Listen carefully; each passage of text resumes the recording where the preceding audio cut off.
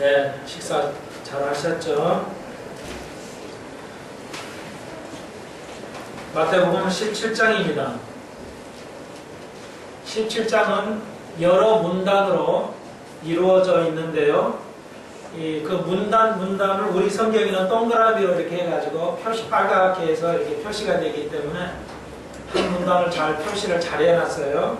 문단을 잘 연결할 수 있어야 문맥을 잘 이해할 수가 있습니다. 글자보다는 문맥이 더 중요합니다. 잘 이해하시고요. 우리 또 윤희숙 집사님 성경 책을 많이 읽으셨다는데 여러분 성경이 잘 이해가 안 되시는 분은 모두가 포함하지만 성경 전체를 다 힘들면 신약이라도 한 10번을 읽으세요. 작정하시고 신약 한번 10번 읽겠다 그러시면 다 이해됩니다. 제 이야기. 한두 번 책을 독파해가지고 알 수는 없죠. 거의 안 읽으면은 뭐 전혀 알 수 없는 거죠. 그냥 앉아만 있는 걸 쓸 수도 있어요. 그러니까 여러분 다시 부탁드리는데 전체가 안 된다면 신약이라도 신약을 한 10번 내가 10독을 해야 되겠다 이렇게 하시면 이해가 될 것입니다. 그 전에는 이해하기 어려울 겁니다. 그러니까 꼭 시간을 정하셔서 집중적으로 한번 읽기에 들어가시기 바라고요. 어떻게 하든 쉽게 성경책을 여러분이 저는 성경 자체를 배웁니다. 성경 자체를 연구하고 가르치지, 그리고 그 삶에 적용을 시켜드리지, 성경 구절 재밌는 거 하나 띄워가지고 읽기만 하고, 세상 돌아가는 멋있는 아름다운 이야기 하지 않습니다. 누구나 이해할 수 있는 그런 얘기 하지 않습니다. 우리가 성경 자체를 연구하기 때문에 여러분이 어렵게 느껴지는 겁니다. 성경 자체를 가르쳐야 되는데, 그렇기 때문에 여러분 그 이해하시고 노력할수록 빨리 그 때가 올 것입니다. 네, 오늘 제목이 총학절인데요. 이제 17장에는 첫 문단에 오늘 8절까지 한 문단에 이게 변화산상의 그리스도 이렇게 여러분이 보통 들으셨어요. 변화산상의 그리스도. 예수님께서 이제 그 제자 베드로와 야고보와 요한, 사도 요한입니다. 사도 요한복음, 요한 1, 2, 3서, 요한계시록을 쓴 사도 요한. 야고보와 요한은 형제예요. 그러니까 야고보는 사도행전에서 먼저 죽죠. 나중에 빨리 죽습니다. 사도행전에서. 그리고 이제 사도 요한은 오래 살아요. 그리고 이제 베드로와 세 제자, 12제자 중에 세 제자를 따로 데리고 이제 산에 올라가십니다. 그 이유는 이 세자는 특별하게 죽임을 당할 걸 주님이 아시기 때문에 주님께서 미리 아세요. 이 세자, 우리가 알다시피 베드로는 거꾸로 돌아갔다는 우리가 그런 전설을 알고 있죠. 그리고 이제 이 세 제자는 다 예수님의 제자들이 순교를 한 걸로 알려져 있어요. 그런데 기록은 안 돼 있지만 오늘 이 세 제자는 심각한 죽임을 당할 것을 주님은 미리 아셨기 때문에 이 세 제자를 특별하게 데리고 산에 오르십니다. 그러니까 나머지 제자들은 또 편애 아닌가 이렇게 볼 수 있는데 그러는 건 아니고요. 특별하게 고통을 당할까 주님이 아셨기 때문에 이 세 제자를 격려하기 위해서 그 죽임을 담대하게 맞이할 수 있도록 또 그 죽음 다음에 천년왕국에서 이들이 주인이 되는 것을 알려주시기 위해서 주님께서 특별한 계획을 세워서 세 제자만 따로 데리고 산에 오르십니다. 그러므로 여러분이 혹이 제가 또 할 때 편애라는 인식을 하지 않는 것이 훨씬 좋을 수 있다 이게 되어집니다. 많은 자녀들이 부모에게 편애를 가지게 할 수 있는데 그렇지는 않다는 것입니다. 그래서 예수님께서 이들을 격려하시기 위해서 산에 올르십니다. 그랬더니 저희가 변했어요. 그러니까 복수죠. 예수니까 우리가 알다시피 모세하고 엘리야하고 예수님이 확 나타나는데 거기서 두 구약의 선지자가 나타나는데 옷이 하얘졌는데 이 세상에서 오는 눈보다 더 하얗게 양털보다 더 하얗게 변했어요. 이게 산이 갑자기 5차원의 세계로 바뀌어져 버렸어요. 빛은 5차원의 세계입니다. 빛은 5차원의 세계예요. 그래서 물질도 유리도 통과해버리죠. 빛 위에는 통과할 수가 없어요. 이 막을. 그런데 빛은 유리도 뚫고 지나가서 여전히 빛이 있죠. 이 차원을 우리가 5차원이다 이렇게 이야기하고 있습니다. 우리가 이제 변화되면 예수님께서 부활하시고 부활체가 되면 시와 공간을 초월해서 5차원의 세계 이상의 차원이 되는데 3차원은 뭐냐? 우리가 이 물건에 부닥치면 이게 부닥치는 거예요. 이걸 3차원이라고 해요. 우리 인간은 3차원에서 살고 있어요. 물건에 부닥쳐요. 시간이라는 재앙 속에 살아요. 시간 속에서 살아야 돼요. 시간을 초월해 살 수는 없어요. 그렇죠? 한 번 지나간 사람은 다시는 오지 않아요. 그걸 3차원의 세계라고 쉽게 이해하시면 되겠어요. 근데 4차원, 빛은 5차원이기 때문에 제가 5차원으로 이야기합니다. 예수님께서 부활체가 되었어요. 그러면 5차원의 세계 이상이 돼요. 그러면 우리가 쉽게 말씀드려서 천년왕국 때 우리가 이렇게 천년왕국 때 천년 동안 뭐합니까 목사님? 제가 알려드릴게요. 한 가지.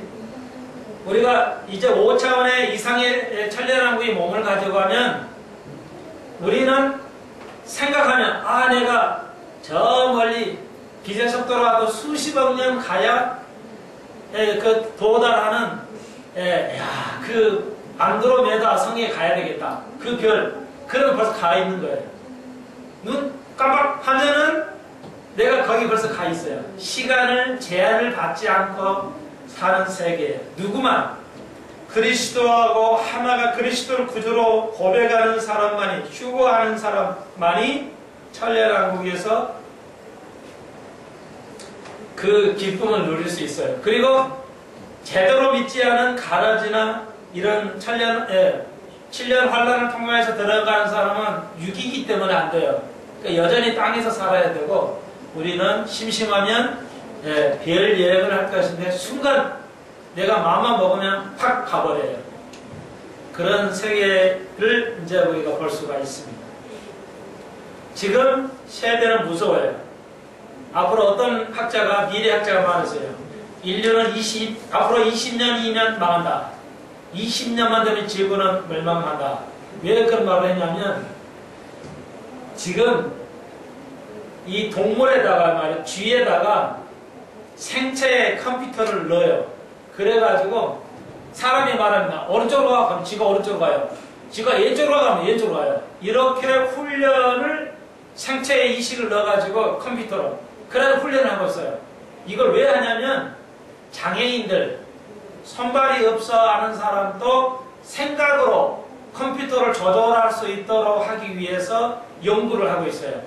이것이 20년이면 앞으로 20년만 되면 상용화가 된다는 거죠. 그러면 이것이 계시록에 있어요. 우상애가 생명이 있는 우상의 생기를 불어넣는다고 그랬어요. 저는 그걸 가지고 컴퓨터로 보고 있는데 재밌어요. 컴퓨터라는 말이 COMPTU 이게 컴퓨터란 말이에요. 다 합치면 666이 됩니다. 그래서 컴퓨터가 분명히 아마 그런 짐승의 표의 역할을 할 걸로 보고 있어요. 지금은 아니지만 헷갈리시면 안 돼요. 그러니까 사람에게 이 시기에 가지고 혹은 이렇게 조작을 해가지고 그 이제 저 그리스도가 세계 모든 사람을 자기 앞으로 절하게 만들 수 있도록 미혹을 하게 할 수 있을까라고 보이고 있어요. 무서운 일들이 현실로 2000년 전에 사도 요한이 예언한 것이 지금 마저 들어가 있어요. 내 생각대로 컴퓨터를 작동할 수 있어요. 모든 것을 작동할 수 있도록 지금 연구를 하고 있어요. 상당한 진척이 지금 오고 있어요. 무서운 시대가 오고 있습니다. 지구의 종말이 지금 다가오고 있어요. 그때 너희는 잠에서 깨라고 말해요. 바로 이때다. 지금이 구원받을 때, 지금 예수 믿을 때요. 10년 후에 예수 믿겠어요. 끝나는 얘기입니다. 이제 지금 이게 지금 잘 배우셔야 돼요. 이런 시대가 온다는 겁니다. 그러면 우리가 휴거하면 어떻게 되냐? 이 벽을 통과해 갈 수 있어요. 벽을 팍 통과해 버릴 수가 있어요. 예수님께서 부활하시고 제자들이 두려워 떨고 있는데 문을 열지 않고 벽으로 들어와 버리셨어요. 떨 때 두려워하지 말라. 예수님께서 제자에 말씀하셨죠. 자, 조금 부연 설명을 해야 할 것 같은데 우리 또 권사님 집사님들 위해서 아니 이 벽을 우리가 어떻게 지나가 이걸 이렇게 생각을 했어요. 옛날에는 이게 벽도 아니고 그냥 쇠로 만들었다 이거 그래도 이게 탁 지나갈 수가 있어요. 그러니까 3차원은 안 돼요. 근데 우리가 부활은 영체가 되면 5차원의 세계로 넘어가는 거예요. 그런데 과학이 바뀌어졌어요. 이런 벽에는 우리 눈으로 볼 수 없는 구멍이 뻥뻥 뚫려 있어요. 어떤 쇠 물질, 지구상에 있는 어떤 물질도 다 더 깊게 작은 단위로 파고 들어가면 원자 단위로 보면은 현미경으로 특수 현미경으로 보면 다 구멍이 꾹꾹 뚫려 있어요. 그러니까 훅 지나갈 수가 있다는 겁니다. 그래서 과학적으로 밝혀졌어요. 아하, 5차원의 세계, 4차원 이상 가면은 시와 공간을 제한을 받지 않고 움직일 수 있다는 것을 우리가 배웠습니다. 이제 알게 됐어요. 자, 이걸 왜 말씀드리냐면, 자, 오늘 봉독한 8절까지는 변화 산상은 무엇을 말하냐면, 왜 예수님께서 변화를 주셨냐면, 제자에게 보여주셨냐면, 자, 천년왕국 때 이렇게 우리가 변화한다는 겁니다. 천년왕국 때 이렇게 변화할 거라는 거야. 베드로야, 너희들이 말이야 앞으로 고생을 할 건데 말씀은 안 하셨지만 예수님께서 니들이 엄청난 순교를 당할 건데 기뻐해라 이게야. 왜? 우리가 영원히 죽지 않을 이렇게 엄청난 영광의 오늘 찬송도로 햇빛보다 더 밝은 정도로 변화를 우리가 가져올 그 시대로 들어갈 거다. 이 지구장에 있을 거야. 너는 나같이 신뢰하는 자들이 들어가는 자리야. 그러면 우리가 죽어야 됩니까? 우리 입장에서는 우리는 죽어야 됩니까? 그게 아니야. 증인은 뭐냐면, 증인이란 말은, 이투니스란 말은 사도행전 입장에는 너희가 증인되라고 그랬죠. 그러니까 증인은 뭐냐면 죽는 게 증인이 아니에요. 증인이라는 말이 원래 히브리 헬라어 말이 마르투스예요. 영어의 헬라어의 마르투스라는 말인데 그 원어에는 사도행전에 마르투스에서 영어 마로라는 말이 생겼어요. 마로. 그러니까 마로는 순교자라는 뜻이에요. 근데 그러니까 그것은 뜻이 뭐냐? 죽어야 된다는 뜻이 아니에요.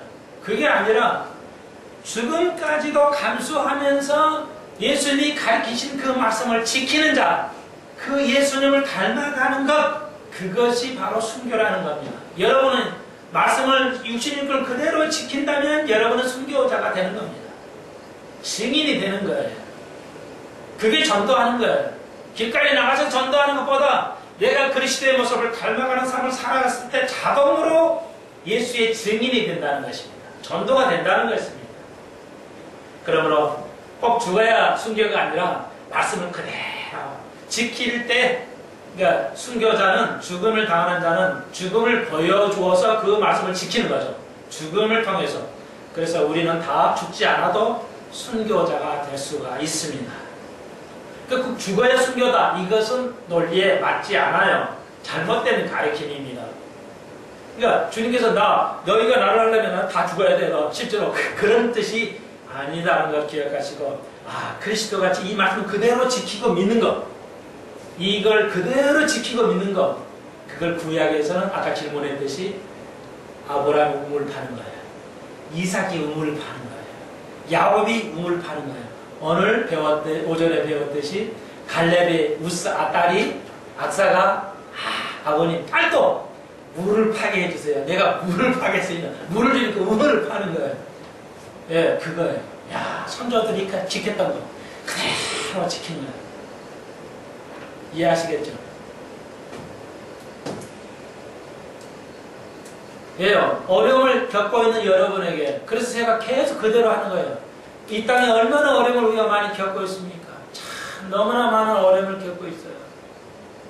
그런데 우리에게 위로가 되는 것은 성공서가 아무리 좋은 설교를 한다고 위로가 되겠어요? 희망이 있겠어요? 그게 아니라 우리도 예수님처럼 천년왕국에 들어가서 고통 겪지 아니하고 우리가 마음껏 누려볼 수 있는 세대가 바로 우리 세대. 베드로는 2000년이 지나갔지만 우리는 바로 우리 세대에 있다는 거예요. 내가 말하는 게 이게 성경이에요. 그러므로 오늘 우리가 이 땅에 살아가면서 재미가 없어도 좀 힘들어도 우리가 넉넉히 이겨갈 줄로 믿습니다. 바로 그것이 있기 때문에 그렇습니다.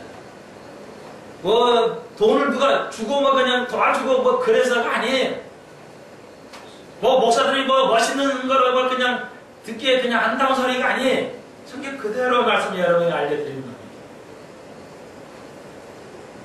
잠이 설쳐야 돼요. 주위에 그 마음을, 야, 이런 세계가 있는 거냐? 한번 알아봐야겠다. 믿고 그냥 가슴이 설레야 돼요. 저는 지금도 설교단에 이렇게 숫자가 많지 않아도 설교단에 신다는 것은 흥미진진해요. 가슴이 아주 두근거려요. 너무 즐겁기 때문에 그냥 달려가고 싶어요.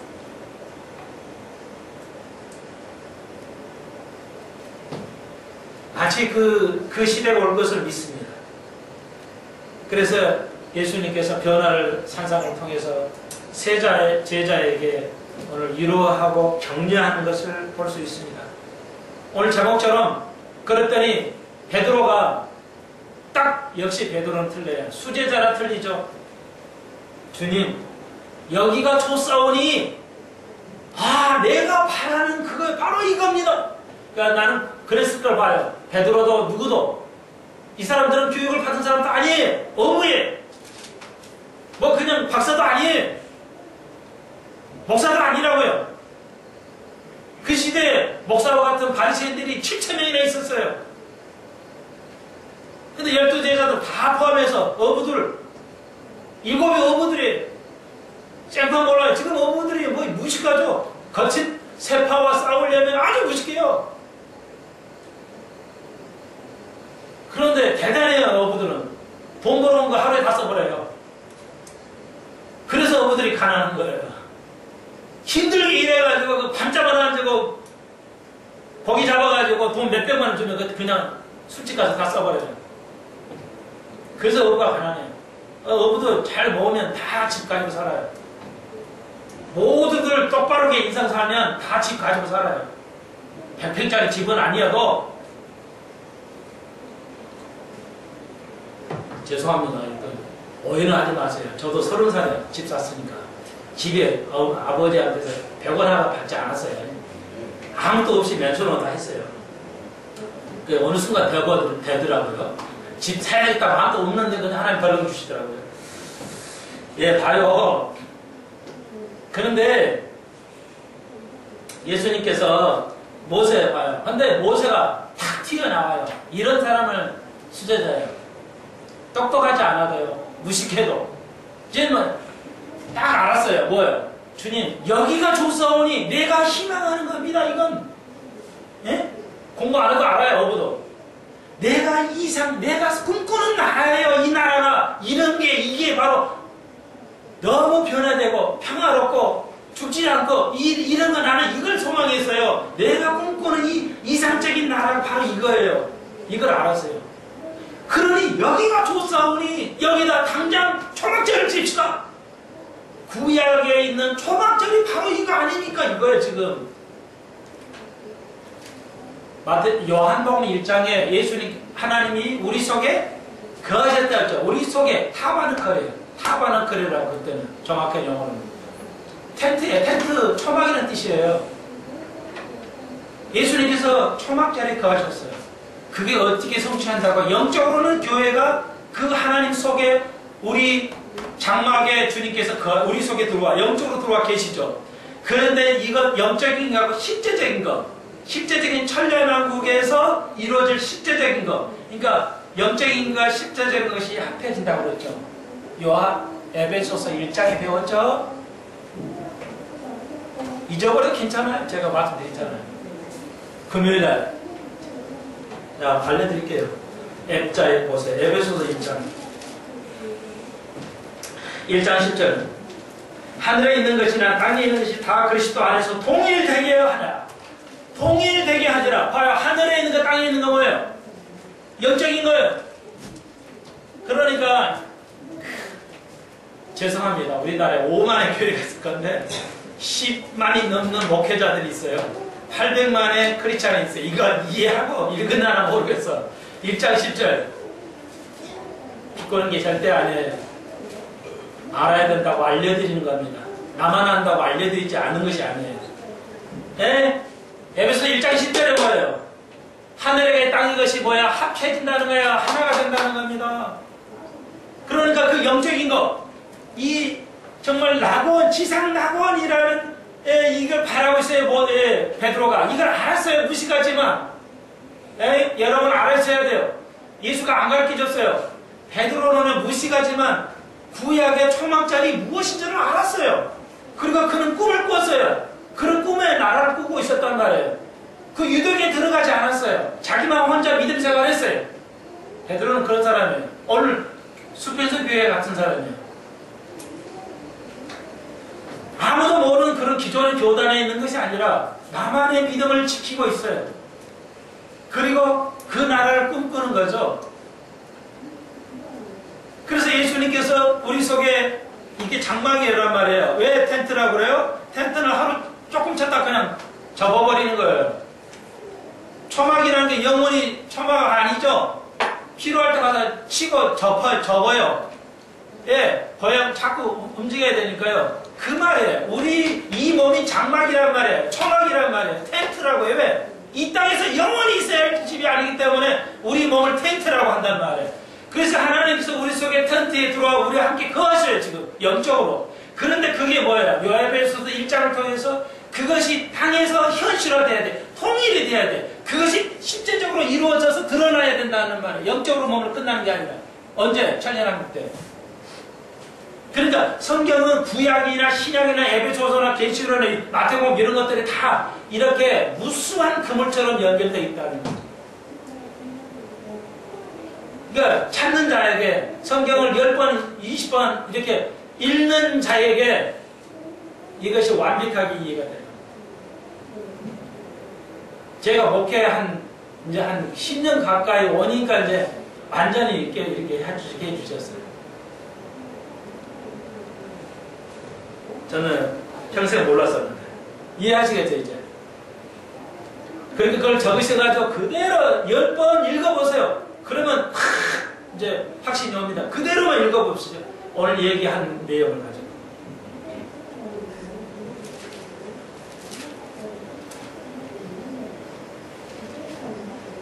하나는 엘리야를, 하나는 모세, 하나는 예수님을 위해서 초막을 텐트를 치겠어요. 그랬더니 호련히 빛난 구름에 저를 덮으며 구름 속에서 소리가 나서 가로되 이는 내 사랑하는 아들을 기뻐하는 자니 너희는 저희 말을 들으라 하고 하나님께서 말씀하셨습니다. 오늘 마태복음 17장에 변화산상의 그리스도는 천년왕국에 대한 외표로서 제자들에게 격려하기 위해서 미리 보여주신 거구나. 그러면 우리의 몸이 빛같이 변화해서 천년왕국에서 이루어진 것을 바울이 마태복음뿐만 아니라 바울이 또한 우리에게 증거해 주거나 가르쳐 주거나 에베소 1장 10절을 통해서 이렇게 이해를 하셔야 됩니다. 이렇게 우리가 금요일날 한 2시간에 걸쳐서 금요일날 이 천년왕국에 대해서 살펴보았거든요. 이게 정리되면 요 말이 연결이 되면서 이해가 되는 거예요. 그걸 안 하면 이게 무슨 말인가 변화산상이 이렇게 이해가 안 되는 것이죠. 자, 다시 말해요. 예수님이 안 가르쳐 줬어요. 근데 2000년 전에 사람, 베드로가 알아보죠. 모세네? 엘리야네? 같은 비슷하게 생겼을 거예요. 모세하고 엘리야는. 그러죠? 그런데 예수님이 안 가르쳐 줬는데, 그러니까 모세하고 예수님과 엘리야는 우리의 예표예요. 천년왕국에 들어갈 우리의 예표고, 베드로, 이 야고보, 요한은 7년 대의 환란을 통과해서 천년에 들어갈 사람 예표란 말이에요. 그런데 베드로는 변화가 안 됐어요. 변화가 안 됐어요. 세 번만 변화된 사람이고 자기는 여전히 한 사람이에요. 그런데 베드로가 딱 알아버렸어요.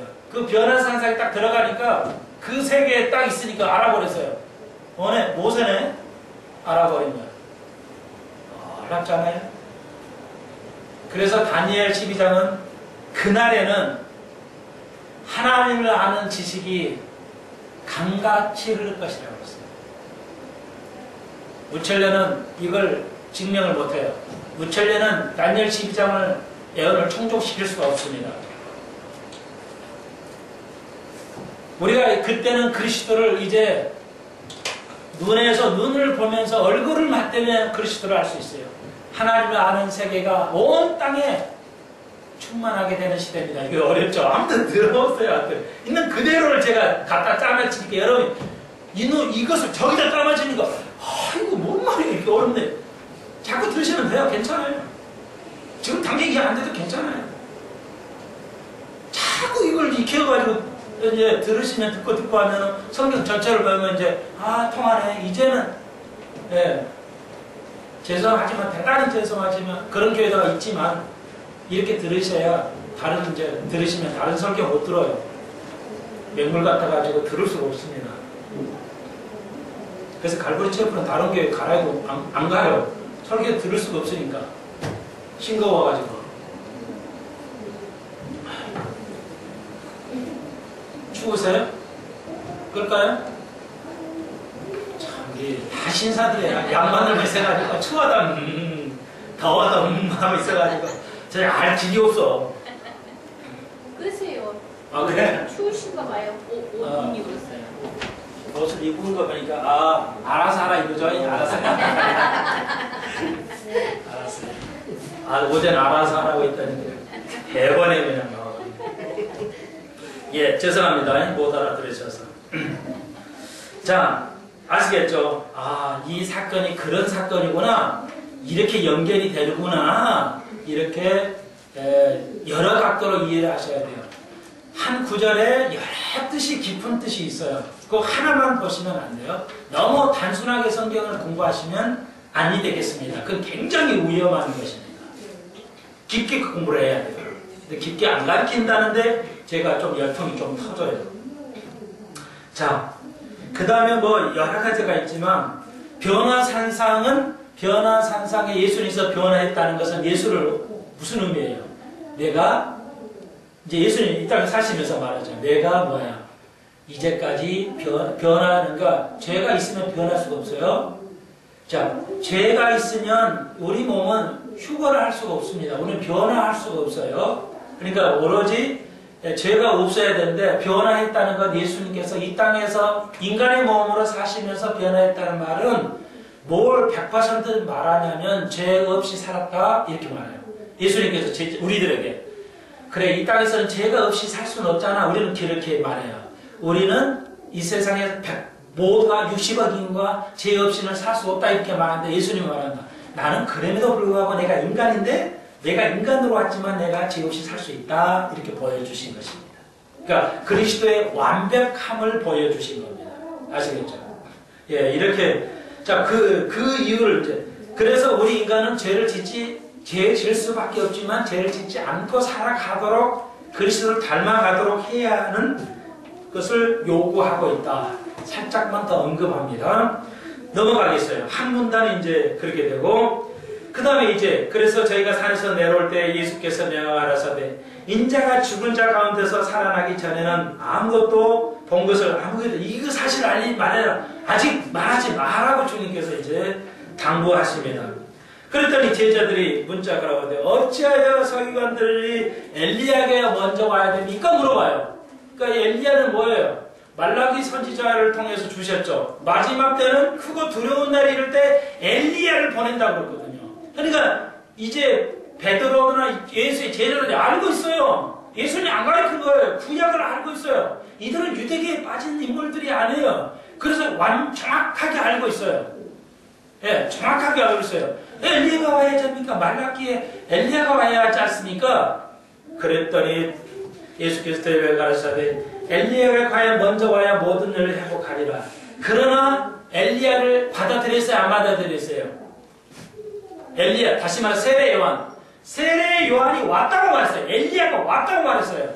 그런데 이건 세례 요한을 말해요. 세례 요한을 백성이 받아들였어요? 안 받아들였어요? 안 받아들였어요. 여전히 목을 잘라버렸어요. 세례 요한을 목을 잘라버렸어요. 유대 백성이 엘리야의 마음으로, 엘리야의 정신으로 왔거든요. 그러니까 이게 영적인 거예요. 그러니까 세례 요한은 누구 예표로 왔어요? 예? 세례 요한은 누구의 예표로 온 거예요? 사실은. 예? 금방 말씀드리고 답을 물어보는데 헷갈리시면 어떻게 해? 그렇죠. 엘리야가 예표한 것이 그 엘리야의 예표로서 예수님 세례 요한이 온 거란 말이에요. 그러니까 그래서 그 엘리야는 뭐 할 일이에요? 심판했죠. 불과 물을 내려서 심판한 거란 말이에요. 그러니까 세례 요한이 심판하러 오신 거예요. 세례 요한이 회개하라고 했어요. 예수님이 왜 오셔요? 우리를 회개하러 오시고 그 다음에 마지막 때 심판하러 오세요. 교회는 구원하러 오시지만 마지막 때는 세계 많은 백성을 심판하러 오신단 말이에요. 심판주로 오신단 말이에요. 그러니까 엘리야의 심정으로 왔어요. 그래서 회개하라 이렇게 했는데 뭐가 잘라버렸어요. 안 받아들였단 말이에요. 그러니까 받아들였으면 엘리야가 실제 온 거예요. 근데 엘리야가 안 왔단 말이에요. 안 오게 된 것이죠. 결과론적으로는. 그러니까 여기서 이제 영적 둔하는 새 제자들 이건 엘리야가 아니라 말라기서만 엘리야가 아니라 엘리야의 마음으로 온 것인데 그 마음을 가지고 정신을 가지고 온 것이 이 세례 요한이구나. 지금 세례 요한을 말씀하셨구나. 이제서야 깨닫게 돼 있어요. 이제서야 이렇게 둔하단 말이에요. 우리가 아시겠어요? 자 이제 이 말씀을 하셨어요. 그래서 13절 그제야 제자들이 예수의 말씀하는 것이 세례 요한인 줄 깨달아요. 그러면 엘리야가 와야 돼요? 안 와야 돼요? 앞으로는 엘리야가 와야 돼요? 안 와도 돼요? 와야 됩니다. 그게 요한계시록의 두 제자가 되겠습니다. 두 제자 중 가장 확실한 것이 엘리야다. 그러니까 엘리야다. 그러면 진짜 천국에 있다 엘리야가 올 것인가? 아니면 엘리야의 심정으로 올 것이냐는 확실치 않지만 저 개인적으로는 실제 엘리야가 올 것으로 보고 있습니다. 그러면 환생이 돼요. 환생의 교리를 또 따져야 돼요. 너무 복잡하죠? 여러분의 머리를 지끈지끈하게 해서 죄송합니다만은 또 인터넷 또 이런 아는 사람도 있었기 때문에 또 해야죠. 또. 그러나 이건 전에 다루었는데 다음에 이 시간은 좀 다루긴 그렇고, 그러나, 그러면, reincarnation, 영어로 reincarnation이에요. 근데, 우리말로는 환생이라고 할 수 있는데, 예수님이 첫 번째 오신 것은 incarnation이고, 두 번째 오실 때는 reincarnation이에요. 근데 이 말의 의미는, 힌두교에서 이렇게 이제, 인생을 제대로 못 살면, 메뚜기로 태어나고 뭐 이렇게 태어나죠. 그것은 틀린 거예요. 그건 힌두교에서 말하는 거다가 기독교 말하는 건 틀립니다. 예수님이 두 번째 다시 오셔요. 하나님 대신이 몸을 가지고 환생하셨죠. 그걸 인카네이션이라고 해요. 그러니까 이제 이 개념이 있는데, 아주 다른 종교가 비슷한 차이는 완전히 달라요. 자, 이제 그렇게 그건 이제 다음에 우리가 공부해야 할 거. 이렇게 미리 한번 이제 제시를 해드렸고요. 14절로 21절까지 한 문단이에요. 근데 여기는 뭐냐면 귀신 이제 나머지 제자가 있잖아요. 이제 9 제자가 있어요. 밑에 있어요. 안 오고. 근데 걔들도 뭐 하고 있는데 열심히 이제 그 귀신을 쫓아내는데 귀신이 안 쫓아나가. 전에는 귀신이 쫓아나가는데 이번 귀신은 못 쫓아내는 거야. 아무리 해도 귀신이 못 쫓아나가요. 안 나가요. 그러니까 이제 아주 좀 무시가 죽을 똥을 싸고 있어요. 제자들이. 그 예수님이 이제 같이 내려왔더니 뭐냐 이거 한 아버지가 와가지고 우리 아이가 말이야 귀신 들렸는데 저 당신의 제자라는 사람이 뭐 된다고 해서 와가지고 아무리 해도 안 됩니다. 안 나가요. 이거 어쨌든 일입니까? 우리 아이를 살려주십시오. 이렇게. 이번에는 쎄막이고 와버렸어요. 처음에는 막 귀신이 처음에 제자들 목회하러 나왔을 때는 귀신이 막 쫓아나가는데 이번에는 된통 엄청 큰 귀신이 와본 거야. 그러니까 제자들이 지금 아주 못해 안 돼요.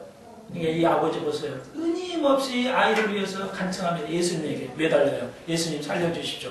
그때 예수님께 17절 믿음이 없고 패역한 세대요. 내가 얼마나 너희와 함께 있으며 얼마나 너희를 참으려 그럴 일을 데려오라. 3년도 안 됐어요. 3년이 안 되는데 이 말씀하세요. 믿음이 없고 패역한 세대요. 내가 얼마나 너희들과 더 참여해야 되냐. 우리가 저럴 때 3년도 안 되는데 예수님 3년도 안 되는데 뭐 그렇게 너무 하시는 거 아니에요. 이럴 수 있잖아요. 그런데 예수님께서 3년도 안 돼도 뭐예요? 믿음이 없으면 안 된다는 겁니다. 왜? 그건 질이기 때문에. 믿음의 양을 말씀하시지 않고 믿음의 질을 말씀하시기 때문에 지금 여러분 제가 지금 10년 가까이 설교하고 있어요. 지금 좀 생각을 해보세요. 10년 동안에 내가 뭘 열매를 맺었나? 얼마큼 내가 깨달아가는가 생각을 해봐야 돼요. 여전히 똑같으면 안 되겠죠. 그러게는 안 돼. 주님 뭐라고 말해? 3년 가르쳐도 뭐라고 하시는데 10년 가르쳤으면 그럴 땐 예수나 가능하지. 예수님만 뭐 그렇게 3년 만에 다 완벽하면 막 우리한테 이렇게 설교할 필요가 없어요. 그렇지 않아요. 예수님 방식 그대로 모든 목회자에게 주실 줄로 믿습니다. 그렇기 때문에 여러분이 3년만 배우면 완전해야 돼요. 어떤 면에서는. 믿음은. 그러니까 열심히 하시라고. 열심히 하셔야 돼요. 그랬더니 내가 왜 안 되냐. 그래 예수님 당연하게 대박! 귀 나가라는 게 나와버렸어요. 그랬더니 예수님 제자들이 뒤에 살짝 와가지고 창피해가지고 살짝 와서 물어봐요. 예수님 어떻게 쫓아냈습니까? 그랬더니 왜 안 된 거죠? 이렇게 물어보니까 다 아시잖아요. 계절실만한 믿음이 있으면 산을 옮기만 할 수 있는데 말이야. 그리고 여기 여러분의 성경에 21절 없는 게 아니에요. 성경에 사본이 수십 개, 수천 개가 되기 때문에 여기는 잘못되어 있어요. 기도와 금식 위에는 이렇게 할 것이 없고 위에는 이렇게 능히 쫓아낸 막이 쫓아낸 것이 없다고 말씀하신 거예요. 기도와 금식 위에는. 그러니까 무슨 얘기냐면 제자들이 기도를 안 했어요. 왜? 제자들이 셋이 자기들만 끌고 가니까 9이들이 뭐 했어요? 사실은 질투했다는 것이죠. 셋이만 말이야 끌고 가고 말이야 우리는 뭐야? 아마 그러니까 기도도 안 한 것 같아요. 질투심 때문에. 예수님 편애하시면 다 데려가야지 말이야. 제자 12명밖에 안 되는데 셋을 데려가지고 우리 뭐야? 아마 내 생각에 그러니까 질투심이 나가지고 기도를 안 한 것 같아요. 그랬더니 큰 마귀가 오니까는 아주 못 쫓아낸 거예요. 예. 그런 현상이 왔어요. 그런 게 질을 말씀하세요. 3년 동안의 질. 똑같이 가르쳤더니 질이 다르잖아요. 똑같이 이렇게 여러분이 말씀을 먹어도 어떤 성도는 뭐야? 질이 좋아. 겨자씨같이 단단히 씹어도 안 돼요. 크게 짓도 않은 단단한 씨가 있어요. 어떤 사람은 어물어물해요. 예?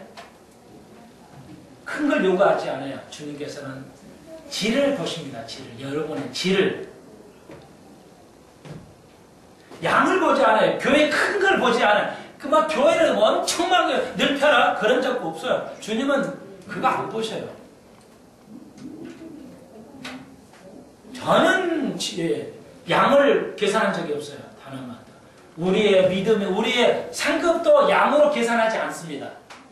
우리의 믿음의 질을 가지고 상급을 계산해요. 그렇죠? 이거 아주 굉장히 중요한 겁니다.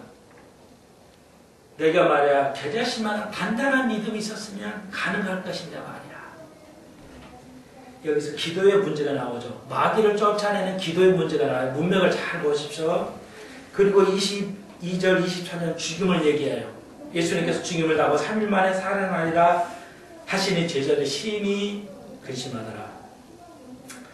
자 보십시오. 이 문맥을 보십시오. 24절로 27절까지는 자 이제 문맥 간단히 정리해 드릴게요. 이건 무슨 얘기냐면 24절로 27절까지는 예수님께서 기적을 중에 베푸셨는데 딱 한 가지를 베푸셨어요. 사람이 와가지고 세금쟁이가 와가지고 예, 우리가 구약에 세금 냈죠? 그 성전을 보수하고 유지하려면 세금을 내야죠. 그걸 성전세라고 그래요. 그러니까 그걸 반세계, 은이에요. 세계는 은으로 반세계를 내야 돼요. 그러니까 한번 내야 되는데 베드로 돈이 없어. 예수님 돈이 없어요. 그러니까 와가지고 야 너 세금 내야지. 베드로 당신 세금 내야죠. 그리고 예수님 당신도 세금 내야죠. 뭐 이렇게 하고 온 거야. 그러니까 이제 봤더니 보시죠. 25절 보십시오.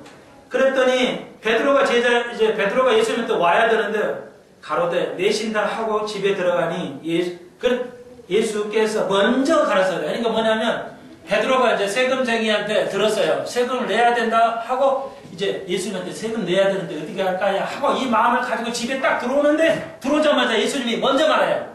야 베드로야 야 네 생각은 어떠냐? 왕이 세금을 내야 되냐? 왕인데 성전의 왕은 난데 말이야. 내가 주인인 내가 세금 내야 되냐? 미리 말해버린 거야. 주님은 여러분의 쓸 거 미리 아신다는 거예요.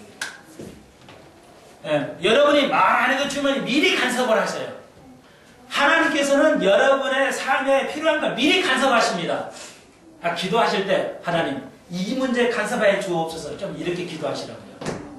주님은 미리 아시고 우리를 간섭하기를 좋아해요. 근데 요즘 미련한 자녀는 뭐야? 부모의 간섭을 싫어해요. 지혜로운 자녀는 부모의 간섭을 좋아해요. 그렇죠? 봐요. 하나님은 우리에게 간섭하시기를 원해요. 이게 복이거든요. 부모가 간섭을 해야 돼. 그런데 우리 미련한 자녀들은 뭐야? 아이가 또 잔소리. 아이고 잔소리 이러죠. 이런 자녀는 뭐야? 지혜가 없어요. 미련한 자식이에요. 우리도 하나님께서 기도할 때 하나님 이거 간섭해 주옵소서. 하나님 이거 간섭해 주옵소서. 간섭해 주시는 게 복인 줄로 믿습니다. 그래가지고 예수님께서 근데 당근이죠. 주인이 뭐 세금 내셔야 돼요? 그런데 보십시오. 27절 그러나 안 내면 말이야 저희가 오해할까봐. 주님 멋있죠? 그들이 오해할까봐 내야 되겠다 세금을. 여러분 우리가 살면서 남편이나 아내가 오해할까봐 내가 옳은 일인데 상대방이 오해할까봐 할 수 있어야 돼요. 이 정도 수준이 가야 돼요. 아시겠어요? 마땅히 안 해도 되고 마땅히 해도 되는 건데 왜 하냐? 오해할까봐 나를. 남편이 나를 오해할까? 목사가 나를 오해할까봐. 아내가 나를 오해할까봐 하자는 거예요. 안 해도 되는 건데 말이야. 야, 저희들이 오해할까봐 안 되겠어. 우리 하자. 그랬더니 너는 그물을 던져가지고 이 베드로는 고기를 잡았거든. 낚시질 해라. 야, 평생 한 번도 안 해본 낚시질 해라. 낚시질 해가지고 던져. 그러면 물고기 한 마리에서 그 입에서 한 세계 동전이 놀랍죠? 기적이에요. 그러니까 물고기 안에 은으로 동전이 있다는 거예요. 딱 치면 뭐예요? 던져라. 가서 낚시를 던져. 그러면 딱 걸릴 거라는 거야. 그러면 너 거하고 내 거 내라. 예수를 위해서 자기 자신을 위해서 기적은 딱 한 번에 있대. 예. 그러니까 베드로가 내가 이게 낚시라고 내가 끝내주는데 말이야. 예수님 낚시도 한 번도 안 해보세요. 뭐 나하고 낚시질 않아 그래. 이럴 수 있잖아요. 그런데 군말 안 하고 순정하고 낚시를 탁 던졌는데 탁 쳐서 올라오니까 붕어가 안에 한 세겔이 있어요. 반 세겔이 성전 세례거든요. 이게 뭐예요? 뭐냐고 이거. 이게 왜 여기에 이렇게 연결되어 있냐 이거예요. 여러분. 자, 제일 처음에 간단하게 오늘 정리합니다. 제일 처음에 천년왕국에 대한 변화산상이죠. 그 다음에 죽음을 얘기하죠. 예수님의. 그리고 여기서 물고기 기적이죠. 세 개를 연결해 보십시오. 내가 죽임을 당할 건단 말이야. 결국 이거죠. 죽임을 내가 당할 것인데 너에게 변화서 보여줬지. 그리고 오늘 물고기 기적을 통해서 뭐가요? 내가 변화산상에 가려면 너희들을 변화산상으로 이끌려면 뭐가 필요해? 믿으면은 신앙생활에는 뭐가 필요해? 코스트가 필요해. 비용이 필요하다는 겁니다. 거저 천년왕국이 들어가지 않는다는 겁니다. 거저 한 나라 세계의 복을 누릴 수 있다는 게 아닙니다. 내가 죽임을 통하지 않고 내가 이 고난을 통하지 않고는 영화로운 그 자리에 들어갈 수 없다는 걸 주님이 보여주시는 거죠. 그러므로 성전세를 내야 되겠다는 거죠.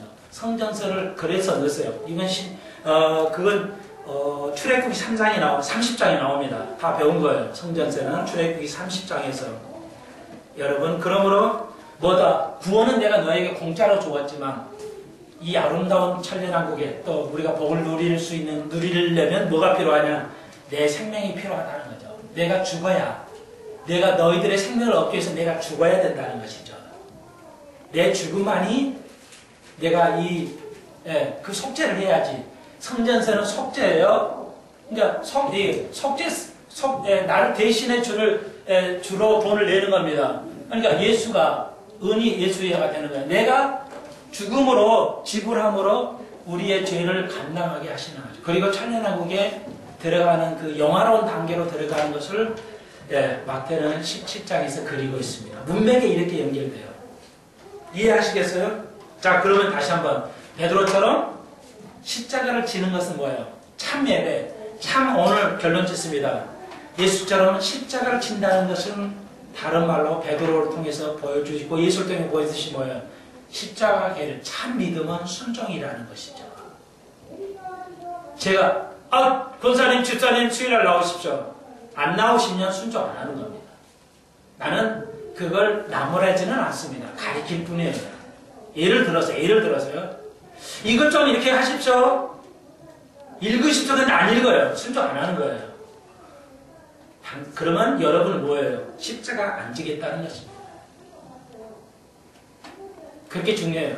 우리 교회는 순종 외에는 존재하지 않습니다. 다시 한번, 아까 변화산성은 온전함이라고 그랬죠. 우리가 그리스도처럼 어떻게 온전할 수 있을까? 답이 뭐예요? 결론입니다. 다시 한번. 변화산상에서 그 의미는 내가 완벽하다는 온전함을 나타낸다고 했죠. 자, 그러면 여기 문맥에 볼 때 우리가 그리스도같이 온전해지려면 답이 뭐예요? 무엇으로만은 가능하죠? 이게 문맥을 살피는 거예요. 이게 성경 공부하는 거예요. 좀 어렵나요? 변화산상이 예수님처럼 완벽함이라고 해서 변화산상은 완전함을 의미하거든요. 그러면은 이 전체 17장에서 문맥을 제가 다 답을 지금 드린 거예요. 답을 드린 거라고. 그건 퀴즈를 드림으로써 여러분의 기억에 남으라고 내가 퀴즈를 드린 거예요. 그렇다고 한다면 그리스도에 온전해지려면 방법이 딱 한 가지예요. 여기 문맥을 볼 때 뭐예요? 그렇죠. 순종 외에는 온전해지지 않아요. 성경책을 읽는다는 의미는 순종해진다는 겁니다. 목사가 이렇게 하라. 그러면 하는 겁니다. 아내가, 남편이 이렇게 하면 이렇게 하는 겁니다. 서로가 순종하는 거예요. 서로가, 집사님이 당신 이러면 안 되겠어. 그럼, 그래, 집사님. 집사님 누구한테 나보고 이래. 이러면 안 된다. 집사님 말씀 내가 순종하겠습니다. 서로 하나님의 말씀 내가 순종하겠습니다. 그러시면은 그게 십자가로 형태로 드러나는 거예요. 십자가. 자기를 죽이는 게 순종이라는 거죠. 순종을 통해서 뭐예요? 그리스도같이 변화되는 완벽한 쪽으로 온전함으로 가게 된다는 것입니다. 십자가와 오늘 베드로의 순종함, 그것은 온전함으로 가는 방법, 이 길 외에는 없다는 것입니다. 오늘 세 가지 단어, 십자가와 순종과 온전함 세 가지 문맥을 살펴보시면서 잊어버리지 않고 기억하시고 오늘 변화산상의 온전함과 가운데 절에서 순종, 십자가와 그것을 완전하기 위한 예수님과 또 베드로의 순종을 볼 수가 있습니다. 이 세 가지의 키워드를 잊어버리지 않으시는 한 주간, 계속 이 세 달을 애우시면서 한 주간을 살아보시는 성도 되기를 주의 이름으로 축원드립니다.